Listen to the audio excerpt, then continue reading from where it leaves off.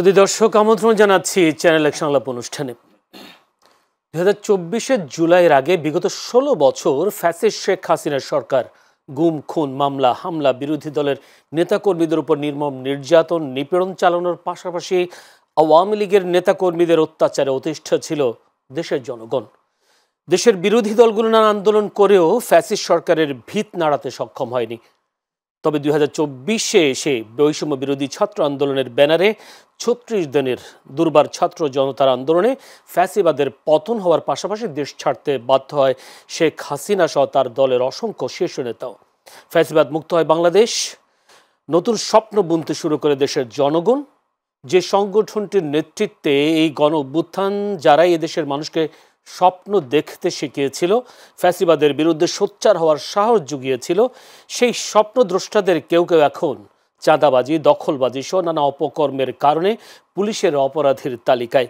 যারা এই জাতিকে পথ দেখিয়েছিল, ফ্যাসিবাদ মুক্ত হওয়ার 1 বছরের মাথায় তাদের মধ্যে কেউ কেউ বিপথে যাওয়ার কারণে প্রশ্নবিদ্ধ হচ্ছে ছাত্রদের দ্বারা গঠিত নতুন রাজনৈতিক সংগঠন এনসিপি।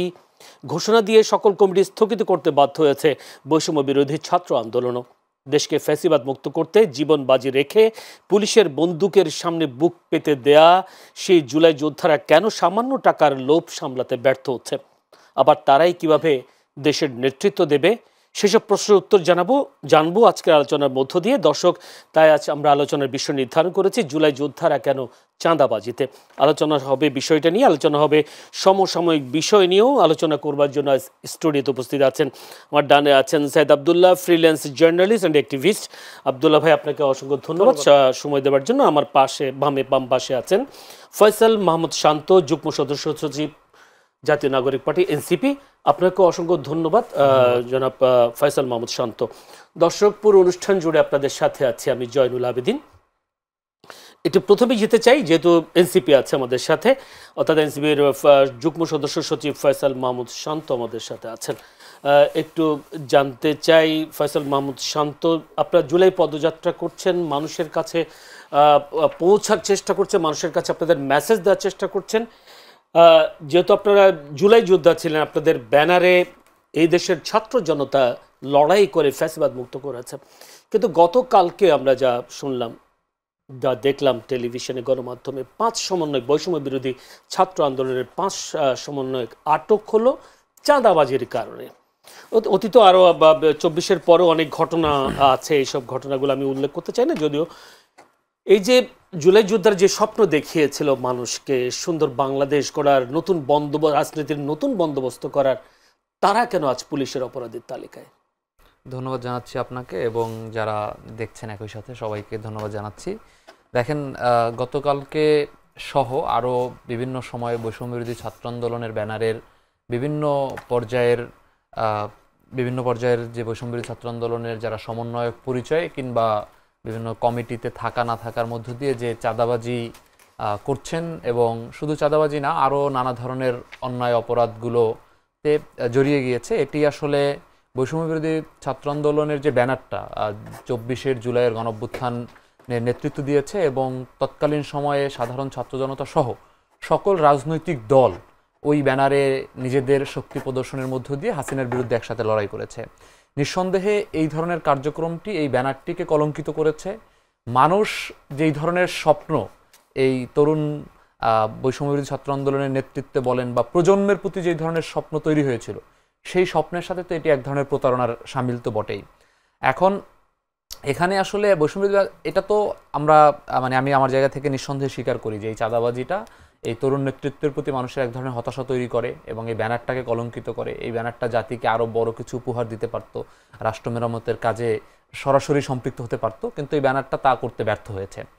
এখন এখানে আরেকটা লেন্সে আমি কিছু বাস্তবতা উল্লেখ করতে চাই, সেটা হচ্ছে বৈষম্য বিরোধী ছাত্র আন্দোলনের যে গণঅভ্যুত্থানের যে প্যাটার্নটা ছিল, এই প্যাটার্নটা একটা ইন্টারেস্টিং জায়গা ছিল যে কোনো ধরনের লিডারশিপে চেইন অফ কমান্ড ছিল না।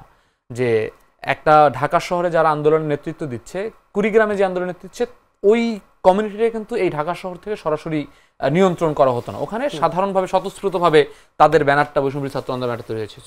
সো যেটা হয়েছে, বিভিন্ন ইউনিট পর্যায়গুলোতে, এলাকাগুলোতে যারা আন্দোলনের নেতৃত্ব দিয়েছে, এদের মধ্যে 3 ধরনের ক্যাটাগরি আছে।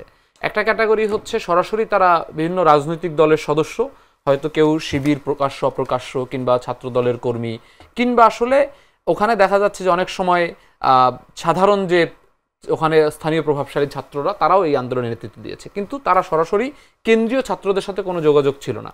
গণঅভ্যুত্থানের পরেও দেখা যাচ্ছে যে এই ছাত্রদের উপরে সরাসরি বৈষম্যবিরোধী ছাত্র আন্দোলনের কেন্দ্রীয় কমিটি বলি, কিংবা যারা আন্দোলনের কেন্দ্রীয় চরিত্র ছিল, তাদের কিন্তু নিয়ন্ত্রণে এই পুরো, কারণ যেহেতু এদের মধ্যে কেউ আগে ছাত্রদল করতো, কেউ আগে শিবির করতো, কেউ আগে কিছুই করতো না এলাকায়, এখানে যোগাযোগ করে না, নিজের মতো করে আন্দোলন গড়ে তুলছে, হয়তো স্থানীয় এমপির বিরুদ্ধে তার ক্ষোভ ছিল, এভাবে আন্দোলন গড়ে উঠছে। তো তাদের সরাসরি একটা কেন্দ্রীয় একটা নিয়ন্ত্রণ তৈরি হয় নাই। তো যখন এই ধরনের ঘটনা একের পর এক জুলাইয়ের 5 আগস্টের পরে বিভিন্ন জায়গায় আওয়ামী লীগের বাসায় লুট, বিভিন্ন জায়গায় আটকে টাকা নেয়া, এই ধরনের ঘটনা ঘটছে, এইটা আমি মনে করি যে বৈষম্যবিরোধী ছাত্র আন্দোলনের তৎকালীন সময় থেকে শুরু করে যারা কেন্দ্রীয়ভাবে নেতৃত্ব দিয়েছে, কিছু তো সরাসরি সরকারে গিয়ে সরকারের নেতৃত্ব দিয়েছে, কিছু তখন বৈষম্যবিরোধী প্ল্যাটফর্মটার নেতৃত্ব যারা দিয়েছে, আমার মনে হচ্ছে যে এই নেতৃত্বের একটা চরম ব্যর্থতা হয়েছে, যে এইটার একটা সিস্টেম মেকানিজম তারা বের করতে পারে না। এটা হচ্ছে প্রথম জায়গা। দ্বিতীয় জায়গা হচ্ছে যে আমার কাছে মনে হয় তারা বলতে শুধু বৈষম্য বিরোধী ছাত্র আন্দোলনের কথা বলছে, আমি বৈষম্য ছাত্র আন্দোলনের কথা বলছি, বৈষম্য বিরোধী ছাত্র আন্দোলনকে এনসিপি কি ওন করে কিনা আমি আসছি, পুরো জায়গাটায় আসছে। যে এরপরে যেটা হয়েছে, বৈষম্য ছাত্র আন্দোলন তো অবশ্যই এনসিপি ওন করে, এবং এনসিপি না শুধু, গণঅভ্যুত্থানের ফ্যাসিবাদ বিরোধী আওয়ামী লীগের বাইরে যতগুলো স্টেক হোল্ডার আছে, রাজনৈতিক স্টেক হোল্ডার, সবাই বৈষম্য ছাত্র আন্দোলনকে ওন করে, এবং তারা ওন করে বিদায় এই ব্যানারে এসে আন্দোলন করেছে, এবং এই ব্যানারের এই গণঅভ্যুত্থানটাকে তারা ওন করে। প্রবলেমটা হচ্ছে এইটার মধ্য দিয়ে যে একটা সুবিধাভোগী গোষ্ঠী সারা দেশে একটা নেটওয়ার্কিং সিস্টেম তৈরি করেছে এবং একটা সুবিধাভোগী দাঁড়িয়েছে, এই গোষ্ঠীটাকে ম্যানেজ করার দায়িত্বরত তৎকালীন নেতৃত্ব যিনি দিয়েছেন। এখন এই দায়টা তো আমি বিএনপি বৈষম্য ছাত্র আন্দোলনের নেতৃত্বে আন্দোলন করেছে এটাকে উন করলেও বিএনপির কিন্তু এই দায়টা নেওয়ার প্রয়োজন নাই, কারণ সে কিন্তু ওই 5 আগস্টের পরে বৈষম্যবিরোধী ব্যানারটাকে সে নেতৃত্ব দেয় নাই। তো আমার কাছে হচ্ছে এটা একটা প্রথম প্রবলেম। দ্বিতীয় প্রবলেম হচ্ছে, যখন দেখছি যে এই ব্যানারটা যদি আপনি পরিচালনা না করতে পারেন, বিপ্লবের একটা ব্যানার, তাহলে এই ব্যানারটা উচিত ছিল স্থগিত হয়ে যাওয়া।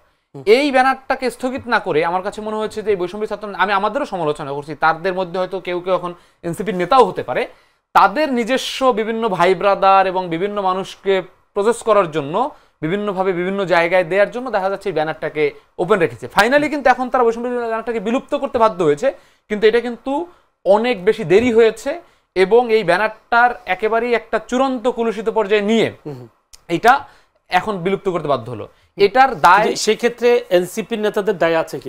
আমি আপনি বলা প্রশ্ন করার আগেই আমি বলেছি যে এনসিপিরও অনেক নেতৃত্ব আছে যারা ওই সময় এই বৈষম্যবিরোধী ব্যানারের চেইন অফ কমান্ডে তারা কেন্দ্রীয় চরিত্র ছিল, তাদেরও এখানে দায় আছে।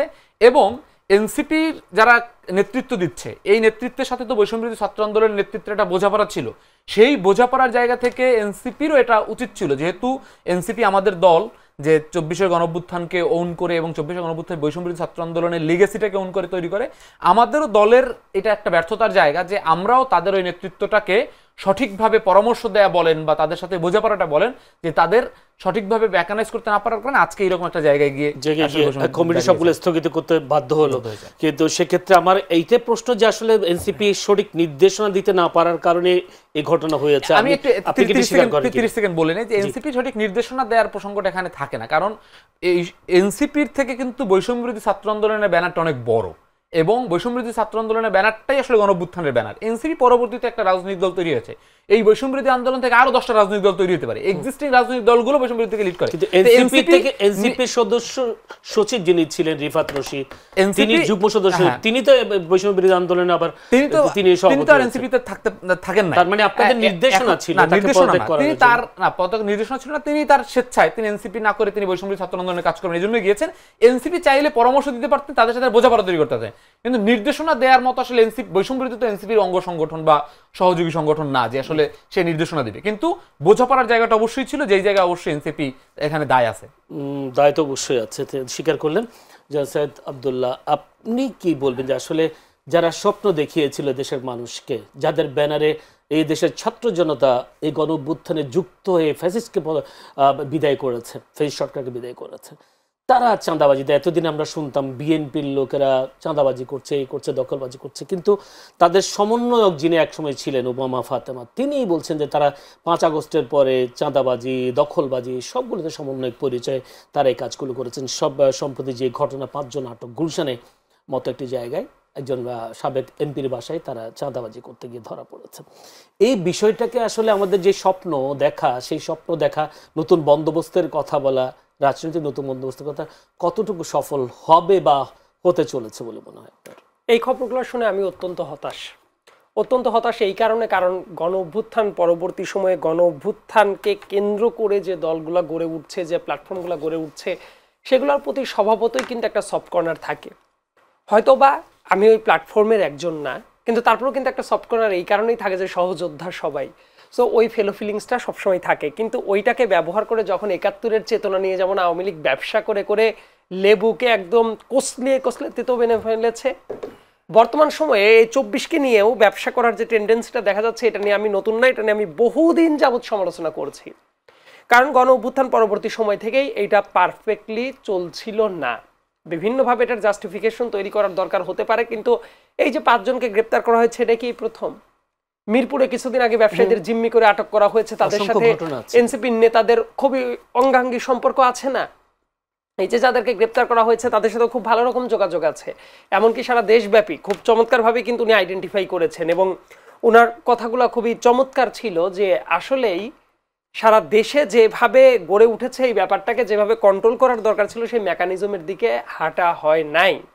না হাঁটার কারণে প্রত্যেকেই তো এখন মনে করছে যে তাদেরই অবস্থা। যেমন আরেকটা ঘটনা বলি তাহলে বুঝতে পারবেন, রেল দপ্তরে ছাত্র প্রতিনিধি হিসেবে যাদেরকে সিলেক্ট করে দেয়া হয়েছিল, তারা কি কাজটা করেছে? আজকে একটা প্রতিবেদন দেখলাম, একটা খবরের, যে কয়েক লক্ষ টাকার তারা বাকিতে ভ্রমণই করেছে শুধুমাত্র। তাদেরকে যে কাজ করার কথা ছিল কোনো কাজ করেন, এবং কি বিভিন্ন দপ্তরে, বিভিন্ন মন্ত্রণালয়ে, বিভিন্ন লেয়ারে অনেক ছাত্রদেরকে তো নিয়োগ করা হয়েছে, তারা কি কাজটা করেছে? শুধু এই ২-১টা রিপোর্টেড কেস না, আমি যেটা মনে করি যে আরো অনেক জায়গাতে এরকম কাজটা হয়েছে।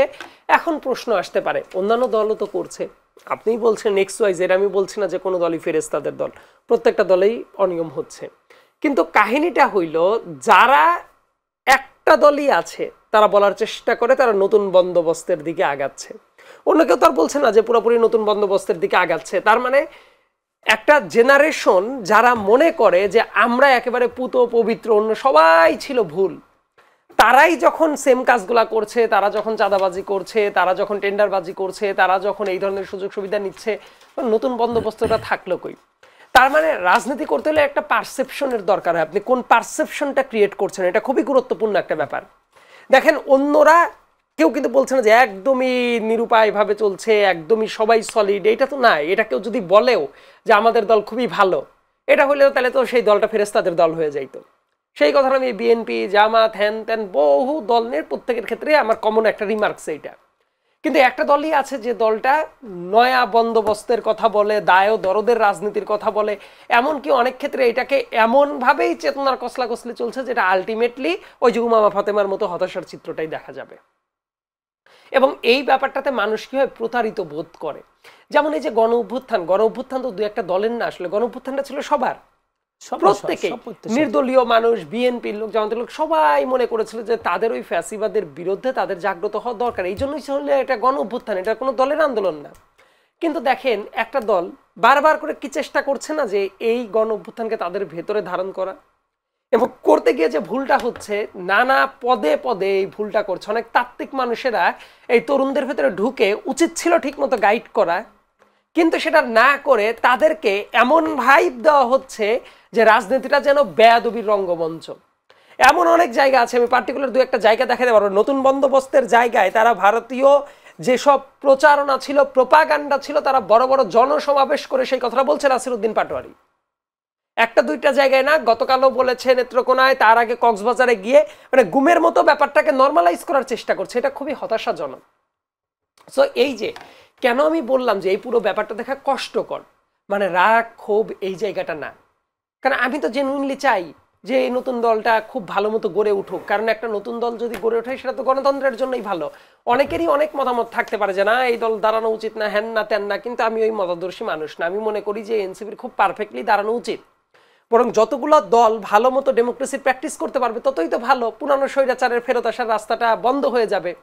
দেখেন, যখন আপনি নতুন বন্দোবস্তের কথা বলে চাঁদাবাজিও করবেন, টেন্ডারবাজিও করবেন, হ্যান করবেন, ত্যান করবেন, এটা কোনো ভালো মেসেজ যায় না। আবার এই নতুন দলের নাম করে অনেক জায়গায় আওয়ামী লীগকে পুনর্বাসন করার অভিযোগও তাদের বিপক্ষে আছে। এই যে গত 2 দিন আগেই সম্ভবত কিশোরগঞ্জ গিয়েছিল, 3 জন যুবলীগের কর্মীকে তারা নিয়ে গেছে, প্রচন্ড বিতর্ক হয়েছে। উত্তরবঙ্গেও কয়েকজন আছে যে আওয়ামী লীগের রাজনীতির সাথে সরাসরি জড়িত ছিল, তাদেরকে নিয়ে আসছে। সো এই অভিযোগগুলোও কিন্তু কি অন্যরাও যখন ভুলটা করছে মানুষ দেখছো এটা ভুল, ঠিক আছে, পুরানো বন্দোবস্ত এটা ভুল হচ্ছে, কিন্তু নতুন যে একজন সারাক্ষণ তার রাজনৈতিক ফিলোসফিটা সেলই করছে নতুন বন্দোবস্ত হিসেবে, সে যখন এটা করছে এটা খুব বাজেভাবে লাগছে। আবার বয়সের একটা ব্যাপার আছে। দেখেন, আমি বললাম না যে রাজনীতিটা অনেক ক্ষেত্রে চলে পারসেপশনের উপরে। ধরেন 2 জন মানুষ দুর্নীতি করছে, একজন অনেক বৃদ্ধ মানুষ চোখ সওয়া হয়ে যায় মানুষের যে ঠিক আছে এরা এইরকম এরা করে, কিন্তু একজন নতুন তরুণ তারা যখন সব সময় সততার কথা বলে ঠিক একই ক্যাটাগরির কাজ করবে, তখন কিন্তু এইটা দেখতে অপরাধের মাত্রা যদিও সমান, কিন্তু মানুষের পারসেপশনটা খুব আরো তীব্রভাবে রিয়্যাক্ট করে। এবং এই জায়গাগুলো যে বাজে মেসেজটা দিচ্ছে এটা বাংলাদেশের জন্য খুব একটা ভালো খবর নাই। এবং আলটিমেটলি তাদের সমর্থকরা তো বটেই, মোটা দাগে বাংলাদেশের তরুণরা বলেন, আরবান মিডল ক্লাস বলেন, এরাও কিন্তু একটা প্রতারিত বোধ করবে নিজেদের কাছে যে না এটা কি। আপনি যে আজকে বিএনপি মহাসচিব মির্জা ফখরুল ইসলাম আলমগীর একটি কথা বলেছেন যে আসলে তিনি বলেছেন যে এই যে জুলাই গণঅভ্যুত্থানে যারা বৈষম্য বিরোধী ছাত্র আন্দোলনের 5 জনকে আটক করার খবরে তিনি একেবারে বেদনায় নীল হয়ে গেছেন। এই বক্তব্যটাকে আপনি কিভাবে দেখছেন? অবশ্যই খুবই ইতিবাচক ভাবেই দেখছি। আমি তো এটাই বললাম এতক্ষণ ধরে, নিশ্চয়ই আপনিও, আমি জানি যে দেশের প্রতি আপনিও খুব কমিটেড একজন মানুষ, আপনার কাছেও তো খুবই বেদনাতুর লাগার দরকার। আমিও দেখেন এই কাজটা অন্য কেউ করলে আমি প্রচন্ড ক্ষোভ ঝাড়তে পারতাম। আমি তো প্রথমেই বললাম এই ব্যাপারটা যতটা না রাগ, যতটা না খুব, আমি অনেক মানে ব্যথিত এই ব্যাপারটা শোনার পরে। কারণ আমি এক্সপেক্ট করি যে এই জায়গাটা অন্তত পক্ষে এতটা ভালোভাবে গড়ে উঠুক, যাতে করে ঠিক আছে তাদের অনেক কিছুর সাথে আমি একমত না হতে পারি, কিন্তু আমি তাদের একজন শুভাকাঙ্ক্ষী। কিন্তু এটা দেখার পরে তো আমিও মানে ব্যথাতুর হয়ে যাচ্ছি। সেটা যে কারোই হওয়া উচিত আসলে। যেমন এনসিপিরও একজন, তারাও কিন্তু ব্যথাতুর, যে উনিও যে ব্যথাতুর হয়ে গেছেন এটা তো উনি নিজেই বললেন। কাজী মির্জা ফখরুল ইসলাম আলমগীর চমৎকার কথা বলেছেন। শান্ত ভাই, আসলে উমামা ফাতেমা বেশ আপনাদের বেশ মুখপাত্র ছিলেন, একসময় বেশ আলোচিত একজন সমন্বয়ক ছিলেন, অন্যতম সমন্বয়ক বলা হতো। তিনি আজকে ফেসবুকে একটি স্ট্যাটাস দিয়েছেন যে আসলে সচিবালয় থেকে শুরু করে মিছিল, মিটিং, মারামারি সব জায়গাতে সমন্বয়কদের ডান হাত বাম হাত হিসেবে নির্বিঘ্নে প্রটোকল দিয়ে গেছে। গুলশান বনানী গ্যাং কালচারের অজস্র অভিযোগ অভ্যন্তরভাবে তাদের বিরুদ্ধে চলে, যারা 5 জন, বিশেষ করে আব্দুর রাজ্জাক যার বিরুদ্ধে বেশি অভিযোগ। এই তার বক্তব্যে এটা উঠে এসেছে যে আসলে যারা অপরাধী তাদেরকে প্রশ্রয় দেওয়ার কারণে আজকে এই অবস্থা। এটা কি কিভাবে দেখছেন? না, এটাকে আসলে মানে আগের যে আলাপ এবং সাইদ আব্দুল্লাহর যে আলাপ কিংবা আমার যে আলাপ, এটার সাথে আসলে মানে নতুন কিছু আসলে এখানে নাই। বিষয়টা হচ্ছে যে একবারেই পারফেক্টলি আব্দুল্লাহ বলেছেন যে এটা মানে আমাদের নিজেদের মধ্যেও আমরা তো দেখেন, আমরা কিন্তু অনেক আগ থেকে রাজনীতি করি না। আমরা রাজনীতি সচেতন মানুষ। আমরা এই গত 10-15 বছর আমরা অ্যাক্টিভিজম করেছি বিভিন্ন ক্যাম্পাসে, আমাদের একসাথে সবাই অ্যাক্টিভিজম করেছে। ইভেন আমি কোনোদিনও বিএনপি করি নাই, কিন্তু আমি বিএনপির প্রত্যেকটা জাতীয় সমাবেশে আমি উপস্থিত থেকেছি। বিষয়টা হচ্ছে যে আমাদের তখনকারও মনে হয়েছিল যে রাজনৈতিক পরিবেশ, পুরনো দলগুলোর যে ধরনের কালচার, এই কালচার থেকে আমরা আসলে রাজনীতি করতে পারবো না, কিংবা এটা আসলে হেলদি রাজনৈতিক পরিবেশ না। সেই জায়গা থেকে জুলাইয়ের পরে কিন্তু আমাদের মধ্যে একটা আশা তৈরি হয়েছে যে আসলে আমরা একসাথে একটা নতুন রাজনীতি করব। এই জন্য কিন্তু আমরা বিভিন্ন জায়গায় আমাদের নিজেদের সফল পেশা ছেড়ে কিন্তু আমরা রাজনীতিতে আসার প্রতি আমাদের মতো মানুষ যারা, যেমন আমি নিজে একজন বিশ্ববিদ্যালয়ে শিক্ষকতা করেছি, বিশ্ববিদ্যালয় শিক্ষকতাকে আমি ফুল টাইম থেকে পার্ট টাইমে নিয়ে এসেছি, এখন পার্ট টাইমে করতে পারবো কিনা সেটা নিয়ে সংখ্যা তৈরি হচ্ছে, এটা কিন্তু ছেড়ে এসেছি। তো এটার মধ্যে দিয়ে কিন্তু আমাদের একটা স্বপ্ন ছিল।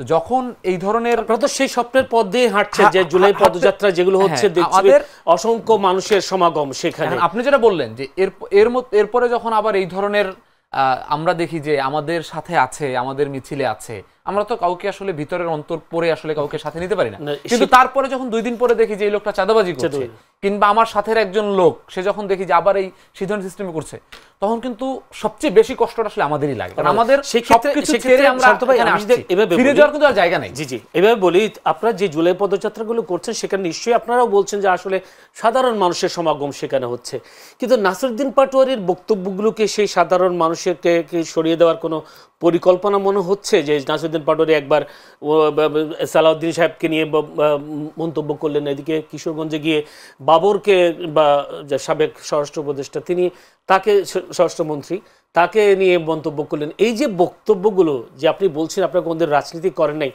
আপনাদের বিরোধী দল যারা, যদি বলি বিএনপি সব বড় দলগুলো বলছে আসলে বাচ্চা ছেলে, এদের রাজনীতির অভিজ্ঞতা না থাকার কারণে তারা বিভিন্ন সময় বিভিন্ন ধরনের মন্তব্য করে থাকেন। এই যে নাসিরউদ্দিন পাটোয়ারি কি আসলে সে কোনো পরিকল্পিত আপনাদের বক্তব্য দিচ্ছে নাকি ওনার মন গড়া বক্তব্য দিচ্ছে? না, নাসিরউদ্দিন পাটোয়ারির বক্তব্যের দুইটা পার্সপেক্টিভে আমি দেখি। একটা হচ্ছে যে নাসিরউদ্দিন পাটোয়ারির বক্তব্যটা এনসিপির হোলিস্টিক দলীয় বক্তব্য না। আবার একটা জায়গা হচ্ছে যে নাসিরউদ্দিন পাটোয়ারির যে বক্তব্যটা, এই বক্তব্যটাকে আমাদের নিরপেক্ষভাবে এবং এই বক্তব্যের কন্টেন্টের ম্যারিট নিয়ে আলোচনা করতে হবে। নাসিরউদ্দিন পাটোয়ারি যদি বিএনপির কারো বিরুদ্ধে কিংবা হচ্ছে কোনো একটা ন্যারেটিভের পক্ষে কিংবা বিরুদ্ধে বক্তব্য দেয়, আমাদের আসলে যেটা উচিত যে আসলে এটা ছোট দল তরুণরা বলছে এইভাবে না দেখে, কিংবা হচ্ছে এটা শত্রুতা তৈরি করার জন্য বলছে এটা না দেখে, এই ঘটনাটার আসলে ম্যারিট আছে কিনা। যদি এই ঘটনাটা ম্যারিট না থাকে তাহলে কিন্তু নাসিরউদ্দিন পাটোয়ারি অবশ্যই এই রাজনৈতিক মহলে বিশ্লেষকদের কাছে বলেন কিংবা সমর্থকদের কাছে সমালোচিত হবে, এবং সেই সব জায়গাগুলোতে সমালোচিত হচ্ছেন যদি এরকম কিছু বলে থাকেন। আবার যদি সেই জায়গাগুলোতে ম্যারিট থাকে সেটা নিয়েও বিবেচনা করা হবে। যেমন দেখেন, একটা ইন্টারেস্টিং ঘটনা ঘটছে যে আওয়ামী লীগের সময় বিভিন্ন কারণে অনেক মানুষ জেলে গেছে না, সে সময় রাজনৈতিকভাবে জেলে গেছে এরকম তো কিছু মানুষ আছে যারা অন্যায় শিকার হয়েছে। আবার অপরাধীরাও তো আওয়ামী লীগের সময় জেলে গেছে। আওয়ামী লীগের সময় যদি 10 লাখ মানুষ জেলে যায়, 10 লাখ যে প্রতিহিংসা শিকারে জেলে গেছে তা না, তখন তো একটা আইনি ব্যবস্থা ছিল। তো আমাদের একটা অভিজ্ঞতা হয়েছে, যেন আমার নিজের এলাকা বরগুনাতে আমি যখন গিয়েছি, এক আওয়ামী লীগের নেতা আসছে, তিনি ইউনিয়ন সভাপতি ছিল, তিনি আওয়ামী লীগের সময় আওয়ামী লীগের কাছ থেকে বহিষ্কার হয়েছেন এবং দুর্নীতিতে জেলে গেছেন। এখন তিনি সেটাকে এসে পুঁজি করার চেষ্টা করছেন যে আমি শেখ হাসিনা দ্বারা নির্যাতিত। তা আমি বললাম যে দেখেন, আপনি আসলে এত মাপের খারাপ যে আসলে আওয়ামী লীগও আপনাকে দলীয় কর্মী হিসেবে জেলে নিতে বাধ্য করেছে। তো বিষয়টা হচ্ছে যে এই যে আওয়ামী লীগের সময় যদি কোনো ঘটনা ঘটে এবং আওয়ামী লীগের সময় যদি কোনো আইনের বা বিচারের মুখোমুখি হয়, কিংবা হচ্ছে এর আগে মনে করেন আওয়ামী লীগের আগে বিএনপির সময় যদি বিএনপির কোনো ধরনের কোনো অপরাধ অন্যায়ের হিসাব থাকে, এই সব কিছুকে আপনি আওয়ামী লীগের নিপীড়ন এবং আওয়ামী লীগের ন্যারেটিভ বলে চালাই দেওয়াটা কিন্তু একটা রাজনৈতিক অপকৌশল। যেমন দেখেন, বিএনপির 1 থেকে 5 সময়ের মধ্যে রাষ্ট্রের অনেক ধরনের অন্যায় অনিয়ম কিন্তু ঘটেছে, সেগুলো নিয়ে আমাদের নির্মোহভাবে কথা বলতে হবে এবং আমাদেরকে সচেতন থাকতে হবে যে কোন কথাগুলো আসলে আওয়ামী লীগের ন্যারেটিভ ছিল, কোন কথাগুলো জঙ্গি নাটক ছিল, আর আসলেই ওই সময় চাঁদাবাজি হয়েছে কিনা, ওই সময় দুর্নীতিতে ইন্টারন্যাশনাল রিপোর্টগুলো কি বলে, ওই সময় তৎকালীন প্রধানমন্ত্রীর ছেলের দুর্নীতির সম্পৃক্ত ছিল কিনা, এই আলাপগুলো আমাদেরকে করতে দিতে হবে। যেমন এখন আমরা মনে করি, যেমন আমি এনসিপি সদস্য হিসেবে আমি এসে আজকে যেমন মনে করি যে এই বৈষম্য বিরোধীদের এই ধরনের ব্যাপার হয়ে ওঠার মধ্যে এনসিপি দল হিসেবে দায় না থাকলেও এনসিপির অনেক নেতা দায় আছে। এটা যেমন আমি বলি, বিএনপির ব্যাপারেও আমাদের রাষ্ট্রের বিএনপির এই একবারে শীর্ষ নেতৃত্ব থেকে শুরু করে প্রত্যেকের ব্যাপারে আমাদের এই কথা বলার স্বাধীনতা দরকার। এই কথা বললেই যে আমরা বেদব হয়ে গেছি, এই কথা বললেই যে আমরা রাজনৈতিক শত্রুতা তৈরি করছি। যেমন আমি একটা বিষয় আজকে বলি, যেমন যে না, যেহেতু আপনারা ভোটের রাজনীতি এখন নিশ্চয়ই করছেন, তাই তো? ভোটের রাজনীতিতে প্রভাব পড়বে কিনা না, আমাদের কাছে আমি ব্যক্তিগতভাবে মনে করি কি, ভোটের পপুলিস্ট রাজনীতির থেকে জুলাইয়ের মধ্য দিয়ে যে একটা ভয়হীন রাজনৈতিক পরিবেশ তৈরি করার যে আকাঙ্ক্ষা মানুষের মধ্যে তৈরি হয়েছে, সেইটা মানুষের মধ্যে থাকা উচিত এবং সেটা বলতে দেওয়া উচিত। আর একটা হচ্ছে রাজনীতিবিদদের ভোট পাওয়ার জন্য পপুলিস্ট বক্তব্য দিয়ে একটা ন্যারেটিভ তৈরি করার থেকেও সত্য বলতে পারাটা এবং দীর্ঘমেয়াদী রাজনৈতিক দলের জন্য ভালো হয়। ধন্যবাদ। আমি একটু ছোট্ট বিরতিতে যাব। দর্শক, ছোট্ট একটু বিরতি দিয়েছে, আমাদের সঙ্গে থাকবে।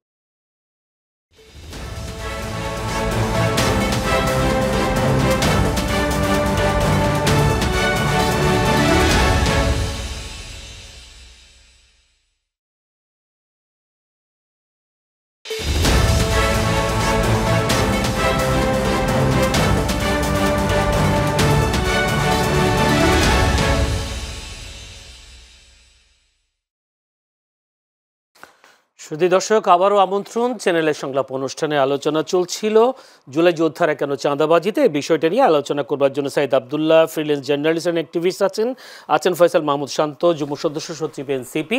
বিরতির পর একটু যেতে চাই সাইদ আবদুল্লাহর কাছে। সাইদ আবদুল্লাহ, যদি শান্ত ভাইয়ের যে কথা, যে নাসিরউদ্দিন পাটোয়ারির বক্তব্যগুলো আমি বলেছেন যাদের ভোটের রাজনীতিতে প্রভাব পড়বে কিনা বা তিনি বিতর্ক তৈরি করছেন কিনা, তিনি বলছেন না সবাইকে কথা বলার সুযোগ দিতে হবে, আপনি কিভাবে বলছেন? অবশ্যই কথা বলার সুযোগ তো পাওয়া উচিতই, প্রত্যেকেরই কথা বলার সুযোগ ছিল না জন্যই তো হাসিনা স্বৈরাচার হয়ে যেতে পেরেছিল। তবে এটা মাথায় রাখা উচিত যে কিছু জায়গায় শিষ্টাচারের অবশ্যই দরকার আছে। যেমন একটু আগে শান্ত ভাইয়ের সাথে আমি একটা পয়েন্ট আমি ধরিয়ে দিই, তাহলে বুঝতে পারবে যে আপনি একটা প্রশ্ন করেছিলেন খুব স্পেসিফিক যে নাসিরউদ্দিন পাটোয়ারির বক্তব্য এনসিপির বক্তব্য কিনা। কক্সবাজারে গিয়ে উনি সালাউদ্দিন আহমেদকে নিয়ে যে ভাষায় কটাক্ষ করেছেন, ওটা ব্যক্তি সালাউদ্দিন আহমেদকে কটাক্ষ করা না, বরং একজন গুম ফেরত মানুষকে নিয়ে উনার যে রিমার্ক, সেই রিমার্কটা হলো গুমের ব্যাপারটাকে উনি নর্মালাইজ করেছেন। যেভাবে শেখ হাসিনা বলতো, শেখ হাসিনা, শান্ত ভাই নিশ্চয়ই মনে থাকার কথা যে শেখ হাসিনা কোন রিমার্কস দিয়ে সালাউদ্দিন আহমেদকে ভিলিফাই করার চেষ্টা করতো, বলতো খালেদা জিয়া নাকি ময়লার ব্যাগের সাথে তাকে পাচার করে দিয়েছে, ইট হ্যাপেন্ড। এবং নাসিরউদ্দিন পাটোয়ারি এসে বলছে শিলং থেকে কেউ আসছেন, অমুক আসছেন, তমুক, অ্যাজিব। এই যে পুরো ব্যাপারটাকে উনি যে শেখ হাসিনার বয়ানটাকেই মোটামুটি এস্টাবলিশ করে দেওয়ার চেষ্টা করছে। ঠিক তার পরের দিন এই ব্যাপারটা নিয়ে নাহিদকে রিমার্ক দেয় নাই। নাহিদ তো এনসিপির সর্বোচ্চ নেতা। ইনফ্যাক্ট নাহিদও কিন্তু এটা বলেছে যে নাসিরউদ্দিন পাটোয়ারি ওই সত্য কথা বলেছে জন্য ওনাদের গায়ে লেগেছে। তার মানে এইটাকে সে যখন এন্ডোর্স করলো, এইটা কিন্তু এনসিপিরই বক্তব্য হয়ে গেল। নাকি আমরা নাহিদের বক্তব্যটাকেও ধরে নিব যে এটাও তাহলে এনসিপির বক্তব্য না? এটা তো হতে পারে না। দুই নম্বর যেটা ব্যাপার, এই টাইপ কথা বলে আসলে কেউ খুব একটা লাভবান হচ্ছে বলে আমি ব্যক্তিগতভাবে মনে করি না। বরং একটা ব্যাপার আমি অ্যাপ্রিসিয়েট করবো, এনসিপি এই যে মানুষের দ্বারে দ্বারে যাচ্ছে, এটা কিন্তু ভালো কাজ হচ্ছে। আমি মনে করি যে এই বিগত কয়েক মাসে তারা যদি সবচেয়ে ভালো রাজনৈতিক কোনো ডিসিশন নেয়, সেটা হলো মানুষের দ্বারে দ্বারে পৌঁছে যাওয়া। এটা তাদেরকে একটা ভালো ট্র্যাকশন দিচ্ছে, এটা রাজনীতিতেও খুবই দীর্ঘমেয়াদী একটা ইম্প্যাক্ট বয়ে নিয়ে আসতে পারে। বরং এই যে দুই একটা কথা বলে একটা আলোচনায় থাকা, খবরে থাকা, এটা আমার মনে হয় না যে রাজনীতিতে খুব বড় কোনো ট্র্যাকশন দেয়। ওইরকম হইলে বহু মানুষই ছিল রাজনীতির মাঠে যারা এরকম সকাল বিকালে এরকম মন্তব্য করে করে তারা তো বড় নেতা অনেকে হইতে পারে নাই। যেমন আর একটা কথা বলি, নাসিরউদ্দিন পাটোয়ারি এই প্রথম না। এই যে জিয়াবাদের কনসেপ্ট যেটা কোনোদিন ছিল না, এটাও এনেছিল ওই নাসিরউদ্দিন পাটোয়ারি। দেখবেন যে মুজিববাদের সাথে জিয়াবাদকে একেবারে যুক্ত করে দিয়েছিল, সেটা প্রচন্ড স্পার্ক করেছিল। তারপরে সারা বাংলাদেশে এখন ইলেকশন হইলে 400টার ভেতরে 300টা সিট এনসিপি পাবে, খুবই চমৎকার ভাবে সে ব্যাখ্যা করেছিল। তারপরে আমি আরেকটা টকশোতে ওইটা বলেছিলাম, আরেকজন তখন এনসিপির আরেকজন নেত্রী বলছিল যে দেশে এই মুহূর্তে ইলেকশনের মতো পরিবেশ নাই, কোনো কিছু নাই, কারণ যদি হয় তাহলে লেভেল প্লেইং ফিল্ড নেয়, আমাদের কি হবে, আমাদের নিরাপত্তা থাকবে। বললাম আপনাদেরই অনেক সিনিয়র একজন নেতা, উনি নিজেই বলছেন 400টার ভেতরে 300টা আসন এনসিপি পাওয়ার মতো অবস্থায় আছে, তাহলে কিভাবে বললেন যে ইলেকশনের পরিবেশ নেই? নাসিরউদ্দিন পাটোয়ারির কথা মানলে তো দেশে চমৎকার ইলেকশনের পরিবেশ আছে, এবং ফেয়ার ইলেকশনের মাধ্যমে এনসিপি যদি 400টার ভেতরে 300টা কেন, 400টা আসনও যদি পায় আমার কোনো আপত্তি নাই, ফেয়ার এনাফ। সো এই যে তার মন্তব্যের যে জায়গাটা, এটা তো একটা দুইটা না, কন্টিনিউয়াসলি চলছেই। অনেকেই আছে রাজনৈতিক জায়গায় অনেকে রেটরিক ব্যবহার করে, বিএনপির অনেকে বলে, জামাতের অনেকে বলে, অনেক জিনিস হয়তো বা যৌক্তিক না, ভুল হয়ে যায়, এই ব্যাপারটা প্রত্যেকেই করে। কিন্তু একজন ব্যক্তি যখন কন্টিনিউয়াসলি এই কাজটা করবে, দু একটা ব্যাপার যখন ওই দলের সর্বোচ্চ লেভেল থেকে এন্ডোর্স করা হবে, আমি তো ভুল কিছু বলছি না, অবশ্যই প্রমাণ আছে। সো এই ব্যাপারগুলো ভালো কোনো মেসেজ দেয় না। বরং আমি যেটা চাই, এনসিপির অন্য আরো অনেকে খুবই ক্রিয়েটিভ রাজনীতি করছে, বরং সেই জিনিসটা যদি হয় বরং আমার কাছে দেখতে আরো ভালো লাগবে। আমি কখনোই চাই না যে একটা দলই শুধুমাত্র থাকে, আমি দেখতে চাই আরো অনেক দল গড়ে উঠুক খুব ভালো মতো। এনসিপি যদি মানুষের দ্বারে দ্বারে যাইতে পারে, একটা বড় দল যদি হয়ে উঠতে পারে, তাহলে তো সেটা দেশের গণতন্ত্রের জন্যই ভালো। তাহলে বিএনপি এনসিপি থাকবে, আরো দুই একটা দল থাকবে, আমার প্রতি তো স্বৈরাচাররা আসলো না।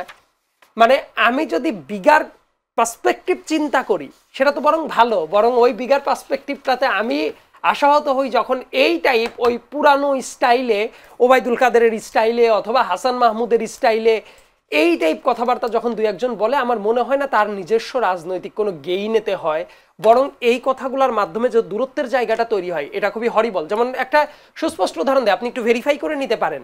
নেত্রকোনাতে যখন এনসিপি গেছে, নেত্রকোনাতে যারা যারা নেতাকর্মীরা গেছে তাদের ভেতরে কয়েকজন বাবর সাহেবের সাথেও আলাদাভাবে ফোনে কথা বলেছিল। এমনকি বাবর সাহেবের লোকের পক্ষ থেকে ওই নেত্রকোনার যে বিখ্যাত বালিশ মিষ্টি খাওয়ানোর কথা, সেই দাওয়াতও কিন্তু তাদেরকে দেওয়া হয়েছিল, এবং তারাও মোটামুটি যে ঠিক আছে মিষ্টিটা খাওয়ানো হবে। মানে এই যে সৌহার্দ্যের যে জায়গাটা, এই সৌহার্দ্যের জায়গা থেকেও ব্যক্তিগত ক্রিটিসিজম করার দরকার হতে পারে। অনেক জিনিস যেগুলো সমালোচনার যোগ্য, আমি তো চাই অবশ্যই সমালোচনা আসুক, কারণ এই সমালোচনাটাই যেটা করবে সেটা হলো বেটার রাজনীতির দিকে সবাইকে ধাবিত করবে। কিন্তু ওই কাজের সমালোচনার বাইরে যখন হাসিনার ন্যারেটিভ, ইন্ডিয়ান ন্যারেটিভ এবং হাসিনার সৃষ্ট সবচেয়ে হেইনাস ক্রাইমগুলোকে নর্মালাইজ করার কাজে ব্যবহৃত হবে, আমার কাছে মনে হয় এটা রাজনীতিতে শুধু অপ্রয়োজনীয়ই না, এই ব্যাপারগুলা দীর্ঘমেয়াদে ক্ষতিকারক হবে। ধন্যবাদ শান্ত ভাই। যদি সাইদ আব্দুল্লাহর কথাই যদি এভাবে ধরি যে হাসিনার নেগেটিভ, ইন্ডিয়ান নেগেটিভ কি বলার জন্য বা নাসিরউদ্দিন পাটোয়ারিকে আপনারা কি ফিক্স করে রেখেছেন কিনা? কারণ সবকিছু বিতর্ক তৈরি করছেন উনি একজনই, সেই শুরু থেকে সাইদ আব্দুল্লাহ বলছেন। আমি এটা আপনার এখানে আসছি যে নাসিরউদ্দিন পাটোয়ারি কে আসলে কি বলছেন না বলছেন, এটা তো তিনি আরো ভালো ব্যাখ্যা করতে পারবেন। আমি যেটা বলছি যে এটা কিন্তু হোলিস্টিক ভাবে না, আমি বলছি নাসিরুদ্দিন পাটোয়ারির বক্তব্যগুলোকে আপনার দলের মধ্যে আলোচনা হয় না, আসছে ওই মানে কেন তিনি এভাবে বক্তব্য দিচ্ছেন? দলীয় জায়গাটাই আসছে, যে জায়গাটা বলছেন, যে একটা হচ্ছে যে তিনি ব্যক্তিগতভাবে যে বলবেন সেটার সাথে দলের কিছু জায়গায় হয়তো দ্বিমত থাকতে পারে, সেটা দলীয় ফোরামে তার সমালোচনা হবে, কিংবা সেটা নিয়ে হয়তো আমাদের পাবলিকলি হয়তো অনেকে নাসিরুদ্দিন পাটোয়ারির সাথে বিরোধিতা করে কথা বলছেন, সেটা ভিন্ন বিষয়। কিন্তু আমি যেটা বলছি, যে সাইদ আব্দুল্লাহ যেটা বললেন যে নাহিদ ইসলাম পরের দিন সেটাকে এন্ডোর্স করছেন, আমি এটাতে একটু দ্বিমত করি। এটাতে নাহিদ ইসলাম এন্ডোর্স করে না। দেখেন, নাসিরুদ্দিন পাটোয়ারি ওখানে ওই আলোচনার দুইটা অংশ আছে। একটা হচ্ছে যে আগে এখানে একটা মাফিয়াতন্ত্র কিংবা হচ্ছে একটা দখলদারিত্ব তৈরি করেছিল, ওখানে বদির কথা বলা হয়েছে যে ইয়াবা সম্রাট একটা তৈরি করেছিল। আর একজন এখন এসেছেন, যেই কথাটা নিয়ে আমরা সবাই যেটা বিরোধিতা করছে, যে আসলে তিনি যে গুম হয়েছে শিলিগুড়ি, যে জায়গাটার কথা বলা হয়েছে, এটা তার গুমকে ইঙ্গিত করেছে। কিন্তু পরবর্তী যে অংশটা, সেটা হচ্ছে ওখানে একটা মাফিয়া তন্ত্র এবং হচ্ছে এক ধরনের রাজনৈতিক একটা রাহাজানি এবং হচ্ছে একটা মাস্তানি তৈরি করা, এই যে কথাটা, এটা কিন্তু ওই সালাউদ্দিন আহমেদের সমর্থকরা এটা প্রমাণ করেছে। যে যখন আপনি মঞ্চ ভেঙে দিয়ে, যখন আপনি মনে করেন, আমি বিতর্কের খাতিরে ধরে নিলাম যে নাসিরুদ্দিন পাটোয়ারি একেবারেই চরম অসত্য কথা বলেছেন, যেটা কোনোভাবে একেবারে নাসিরুদ্দিন পাটোয়ারি এটা বলার জন্য এনসিপি তাকে বহিষ্কার করা উচিত, এরকম অপরাধ মনে করেন করেছে। কিন্তু তার বিপরীতেও সালাউদ্দিন আহমেদের এই তার লাঠিয়াল বাহিনী কাউকে আঘাত করতে পারে না। আমরা এই আঘাতের রাজনীতির বিরুদ্ধেই আমাদের যে রাজনৈতিক অবস্থান, সেটা যখন আপনি করলেন, তাহলে তিনি সালাউদ্দিন আহমেদ গুম হয়েছেন, এই জন্য সালাউদ্দিন আহমেদ কোনো ধরনের লাইসেন্স পান না যে আসলে তিনি এখন অত্যাচারী হয়ে উঠবেন। তার মানে তিনি যে মাফিয়াগিরি ওখানে তৈরি করেছেন এবং তিনি যে ওখানে এক ধরনের সন্ত্রাসী সাম্রাজ্য তৈরি করেছেন, এটি কিন্তু তিনি আঘাত করে প্রমাণ করেছেন। তার নাহিদ ইসলাম পরে এটাই বলেছেন যে নাসিরুদ্দিন পাটোয়ারি যে বলেছেন যে এখন বদি চলে যাওয়ার পর এখানে আর একটা সম্রাট তৈরি হয়েছে, সেটাই কিন্তু প্রমাণ হয়েছে আঘাতের মধ্যে দিয়ে। এটা একটা মিনিট একটু ছোট্ট করে ইন্টারফেয়ার করে, আপনি এটা এন্ডোর্স করেন যে ওই আওয়ামী লীগের যে বদি ছিল, বদি সমান সমান? না, আমি এটা এন্ডোর্স করি না। এটাই তো হচ্ছে। আমি তো এন্ডোর্স করি না বলে বলছি যে নাসিরুদ্দিন পাটোয়ারি যদি বহিষ্কার হওয়ার মতো কথা বলেন, তারপরেও পরবর্তীতে আঘাতটা এটা প্রমাণ করে যে সালাউদ্দিন আহমেদের ওখানে একটা লাঠিয়াল বাহিনী এবং সন্ত্রাসী রাজনীতি তিনি ওখানে তৈরি করেছেন। এটা হচ্ছে বিষয়। আমি নাহিদকে এটা ক্লিয়ার করেছিল পুরো স্টেটমেন্টের ভিতরে, নাকি Nahid just as it is বলেছিল যে নাসিরুদ্দিন পাটোয়ারি যা বলছে মানে তো আমরা পুরোটাই ধরে নিব নাকি? যা বলছে পুরো আমি তো বললাম, আমি তো বিষয়টা পুরোপুরি ক্লিয়ার করলাম যে সালাউদ্দিন আহমেদের সমর্থকরা এবং সালাউদ্দিন আহমেদ কিন্তু প্রমাণ করেছেন যে আসলে তিনি আসলে ওখানে একটা মাফিয়াতন্ত্র এবং একটা লাঠিয়াল রাজনীতি তিনি ওখানে তৈরি করেছেন। আমরা সালাউদ্দিন আহমেদের গুম হওয়াটা, এটার প্রতিবাদ আমরা সালাউদ্দিন আহমেদ গুম হওয়ার পরে, ইলিয়াস আলী গুম হওয়ার পরে, ওই সময় থেকে আমরা ছোট থেকে এই বিষয়গুলোর আমরা বিরোধিতা করি, এখনো বিরোধিতা করি। এবং জামাতের মনে করেন নাসিরুদ্দিন পাটোয়ারি এই কথাটা বলার পরে, ভাই একটু সময় দিতে হবে। এটা করার পরে এনসিপির জায়গা থেকে আপনারা ন্যূনতম প্রতিবাদটা করেছিলেন, যে এটা করে আপনি যে বলেন প্রতিবাদ করেছিলেন আপনারা এনসিপির জায়গা থেকে নাসিরুদ্দিন পাটোয়ারি বলি, নাসিরুদ্দিন পাটোয়ারি তো একা এটা বলেছে, এনসিপির জায়গা থেকে এই গুমের বিষয়টা নিয়ে এরপরে অন্তত 50 জন মানুষ তিনি তার সোশ্যাল মিডিয়াতে এবং জায়গাতে বলেছেন যে এই গুমের যে বিষয়টা, এই গুমের বিষয়টা কোনোভাবেই নরমালাইজ করা যাবে না। কিন্তু সমস্যাটা হয়ে গেছে কি, যখন আপনি একটা বক্তব্যের রিয়াকশন যখন আঘাত দিয়ে দেন, তখন আসলে বক্তব্যের জায়গাটা আর আসলে বড় করে দেখার সুযোগ থাকে না তখন, কারণ আঘাতের জায়গাটা এর থেকে অনেক বড়। আমি যে জায়গায় আসছি যে আসলে এই যে মনে করেন জামাতের অনেক নেতা হচ্ছে বিচার বহির্ভূত হত্যাকাণ্ডের শিকার হয়েছে, বিএনপির অনেকে গুম হয়েছে, এই কোনো কিছুই, কিংবা এই জুলাই আন্দোলনে মনে করেন অনেকে নির্যাতনের শিকার হয়েছে, এই কোনো কিছুই জুলাই আন্দোলন বলেন, সমন্বয়ক পরিচয় বলেন, বিএনপি পরিচয় বলেন, জামাত পরিচয়, কোনো কিছুই তাকে বর্তমান রাষ্ট্রে অত্যাচারী হয়ে ওঠার লাইসেন্স দেয় না। আমার কথাটা এখন পরিষ্কার। দেখেন, যেমন আমি একটা কথা এখানে একটু আমাকে সময় দিবেন, সেটা হচ্ছে আজকে এই সংস্কার কমিশন, ঐক্যমত কমিশনে যে ঘটনাটা বিএনপি ঘটিয়েছে, সেটা হচ্ছে মানে ওয়াকআউট করার কথা বলছি। যে দেখেন, আপনার কোনো একটা প্রস্তাবের বিষয়ে আপনার বিরোধিতা থাকতে পারে, কোনো একটা প্রস্তাবে আপনি রাষ্ট্রের জন্য ঠিক মনে করতে পারেন, বেঠিক মনে করতে পারেন। সালাউদ্দিন আহমেদের বের হওয়ার পরে বক্তব্যটা দেখেন, যে তিনি বলছে যে আমরা তো এই রাষ্ট্র যেন স্বৈরাচার হয়ে না ওঠে সেজন্য আমরা 10 বছরের মেয়াদে একমত হয়েছি, আমরা নির্বাচন কমিশনের বিষয়ে একমত হয়েছি, তারপর হচ্ছে এই যে বিচার বিভাগের বিষয়ে একমত হয়েছি। এবং এই দেখেন 10 বছরের বিষয়ে একমত হওয়ার সময়ও তারা কন্ডিশন দিচ্ছে এনসিসি নিয়ে, মানে হচ্ছে এই আলাপ করা যাবে না। অর্থাৎ এনসিসির কি প্রবলেম, পিএসসি যদি প্রধানমন্ত্রী নিয়োগ না দিতে পারে এতে রাষ্ট্র পরিচালনায় কি ক্ষতি হয়, এটা তো তার বলা উচিত। কিন্তু তিনি বলার চেষ্টা, তিনি এটা এই আলোচনায় ঢুকতে তারা চাইবেন না। কেন চাইবেন না? কারণ তারা এই যে নির্যাতিত হয়েছে এটার একটা পুঁজি তাদের আছে এবং এখন তাদের একটা মাসেল পাওয়ার আছে, এই জন্য তারা আলোচনা ওয়ার্কআউট করে আসবেন। অর্থাৎ রাষ্ট্রে তাদের ওয়ার্কআউট কি একমাত্র সালাউদ্দিন করেছে নাকি অন্যান্য দলও তো ওয়ার্কআউট করতে? না না, বিএনপি করেছে, আমি সেটাই বলছি যে বিএনপির জায়গা থেকে এই যে তার যে অ্যাটিটিউডটা, আমার কথা হচ্ছে যদি এই যে সাংবিধানিক প্রতিষ্ঠানগুলো সেগুলো দিলে যদি রাষ্ট্রের ক্ষতি হয়, সেই ক্ষতিটা নিয়ে ওখানে আলোচনা হতে পারে। সেই ক্ষতির কথা বলেছেন, সেখানে নির্বাহী বিভাগকে অতিরিক্ত দুর্বল করার চেষ্টা চলছে, এরকম হলে সরকারের কাছে জনগণের যে প্রত্যাশা তা পূরণ হবে না। আমার কথা হচ্ছে আপনি তো এটা বললেই হবে না যে নির্বাহী বিভাগকে দুর্বল করা হচ্ছে, আমাকে সেই যুক্তিগুলো দিতে হবে যে পিএসসি কিংবা হচ্ছে দুদকের চেয়ারম্যান কিংবা পিএসসি চেয়ারম্যান যদি আগামীতে তারেক জিয়া নিয়োগ না দিতে পারে, তাহলে কিভাবে নির্বাহী বিভাগটা দুর্বল হয়, এটা তিনি ওই ঐকমত্য কমিশনে তিনি বলতে পারেন। কিন্তু তিনি এই টপিকটা তুললে তিনি আর সেখানে থাকবেন না। এই যে অ্যাটিটিউড, এই অ্যাটিটিউড দিয়ে তারা কি বুঝাতে চান? তারা বুঝছেন আমরা 15 বছর ক্ষমতার বাইরে ছিলাম। আবার তখন তারা যুক্তি দিচ্ছে যারা দেশ চালিয়েছে তারা আসলে এটা কিভাবে চালাইতে হয় ভালো বোঝেন। শেখ হাসিনাও তো দীর্ঘদিন দেশ চালাইছে, এখন এই জন্য শেখ হাসিনার সিস্টেমটা তো রাইট না। তো বিষয়টা হচ্ছে যে এই তাদের মধ্যে আমরা বিএনপির অনেক নেতাদের মধ্যে একেবারে ইউনিয়ন পর্যায় থেকে শুরু করে এই একবার সর্বোচ্চ পর্যায়ে সালাউদ্দিন আহমেদ পর্যন্ত আমরা এই অ্যাটিটিউডটা দেখছি যে আমরা যেহেতু নির্যাতিত হইছি, এখন তাকে নিপীড়ক হয়ে ওঠার রাইটটা দিতে হবে। এই ধরনের অ্যাটিটিউড আমরা দেখতে পাচ্ছি। সাইদ আব্দুল্লাহর কাছ থেকে বক্তব্যটা শুনে আসি। তিনি তার বক্তব্যে যে সালাউদ্দিন আহমেদ ওয়াকআউট এসব বিষয়ে তারা বলছেন যে তাদের বক্তব্য, তারা বিএনপি এতদিন নির্যাতিত হয়েছে, এখন নিপীড়ক হতে তারা চায়। এই বক্তব্যটাকে আপনি কি দেখবেন? ইনফ্যাক্ট এটা কারোই হওয়া উচিত না। মানে এরকম মন মানসিকতা থেকে বিএনপির আছে নাকি আসলে আদৌ? সেটা ইন্ডিভিজুয়ালি যদি আপনি ফ্যাক্ট ধরে ধরে কথা বলেন, সেটা সময় হয়তো বা বলে দিতে পারবে। সময়ের আগেই আমরা অনেক কিছু আসলে মন্তব্য করতে পারি না। যেমন আজকের থেকে 5 মাস আগেও কেউ যদি বলতো এনসিপির লোকজন এইভাবে চাঁদাবাজি করে বেড়াবে, যে কেউ বিশ্বাস করতে পারবে না। কিন্তু এখন তো সময়ের প্রয়োজনে বিশ্বাস করতে হচ্ছে। তো আমরা সময়ের হাতেই অনেক উত্তর ছেড়ে দিতে পারি, কারণ সময়ের আগেই আমরা মন্তব্য করলাম, পরে দেখা গেল না তারা আসলে এটা করছে, তাহলে তো সেটা জাস্টিফাইড কোনো কারণ হইল না। সো কিছু জিনিসের মীমাংসা সময়ের উপরে ছেড়ে দেওয়াটা উচিত, যে আমি কোনো কনক্লুসিভ রিমার্ক এই ক্ষেত্রে করব না। কারণ এখনকার যে বিএনপির ভূমিকা, বর্তমানে তবে যে পয়েন্টটা তুলেছেন এটা খুবই গুরুত্বপূর্ণ একটা পয়েন্ট। এই কয়েকটা পয়েন্টে আরেকটা ব্যাপার, আমি আজকের এই ব্যাপারে যেহেতু চূড়ান্ত সিদ্ধান্ত এখনো আসে নাই, আমরা কিন্তু একটা কনক্লুসিভ রিমার্ক দিতে পারি না। আবার অনেক ক্ষেত্রে এই আলোচনার যে ব্যাপারটা, পলিটিক্সে আলোচনার অনেকগুলো অপটিক্স থাকে। একটা জায়গায় যখন আপনি যাবেন, নেগোসিয়েশন টুলটা আপনার হাতে রাখতে হয়। নেগোসিয়েশন টুলটা এই বার্গেনিং পয়েন্ট কি হবে, কোনটা কখন হিট করা যায়, এটাও কিন্তু চূড়ান্ত একটা মতামত আসার আগে আপনারা কেউ জানেন না। যেমন আমি শর্টকাটেও যদি একটু বলার চেষ্টা করি, যে এই সাইডে এসে কয়েকটা ডেভেলপমেন্ট আমার খুবই ভালো লেগেছিল, এমনকি সোফার। যেমন তত্ত্বাবধায়ক সরকার ব্যবস্থা এটা থাকবে, এটা বাতিল করতে হইলে ওই যে ৫৫ সংশোধনের আগে যেটা করা হইতো, যে গণভোটে যাওয়ার যে সিস্টেম, বিএনপি অ্যাগ্রিড আপন this is a very good development, I must say. So এই ব্যাপারটা তো খুবই সলিড একটা আর্গুমেন্ট। সো এই ব্যাপারের জন্য তাদের যে ক্রেডিটটা পাওয়ার কথা ছিল, সেই ব্যাপারটা কিন্তু অনেকেই আলোচনা করে নাই। আবার ইলেকশন কমিশন গঠনের ক্ষেত্রে তাদেরও কিন্তু কিছু প্রপোজালের যে জায়গাটা আছে, এটাও কিন্তু খুব ভালো, প্রত্যেকটা দলের জন্যই। আমার কাছে মনে হয় যে অনেকের জায়গা থেকে ছাড় দেওয়ার মানসিকতাটা রাখা উচিত। যেমন একটা পর্যায়ে দেখবেন যে তত্ত্বাবধায়ক সরকারের ফরমেশন নিয়ে অনেক কথাবার্তা হচ্ছে, বিএনপির জায়গা থেকে কিন্তু এটাও বলা হয়েছে তত্ত্বাবধায়ক সরকার ব্যবস্থা আগে যেভাবে কাজ করা হতো, যেভাবে সিলেক্ট করা হতো, সেটার কিন্তু আমূল পরিবর্তন করার কথা তারা বলে দিয়েছে। এবং সেটা যে কেউ যারা সংবিধান বুঝে, আইন বুঝে বলবে ভালো।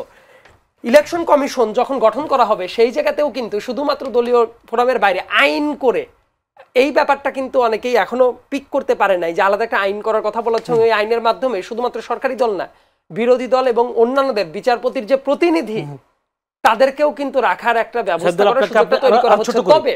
তবে আরেকটা ব্যাপার, এই জায়গাতে এখন আমি কনক্লুসিভ রিমার্ক করব না, কারণ দেখা যাবে যে আলোচনায় কখনো ছাড় দেওয়ার মানসিকতা তৈরি করার দরকার হতে পারে। আবার কখনো এমন হতে পারে যে অমুকে এটা চাচ্ছে, 3টা মানলো না, 1টা মানলো। সো এই জায়গাগুলো আসতেই পারে। আজকে যে বিষয়টা, সরকারি কর্ম কমিশন, দুর্নীতি দমন কমিশন, মহাহিসাব নিয়ন্ত্রক এবং ন্যায়পাল নিয়োগের বিধানে আলোচনা থেকে বিএনপি ওয়াক আউট করে।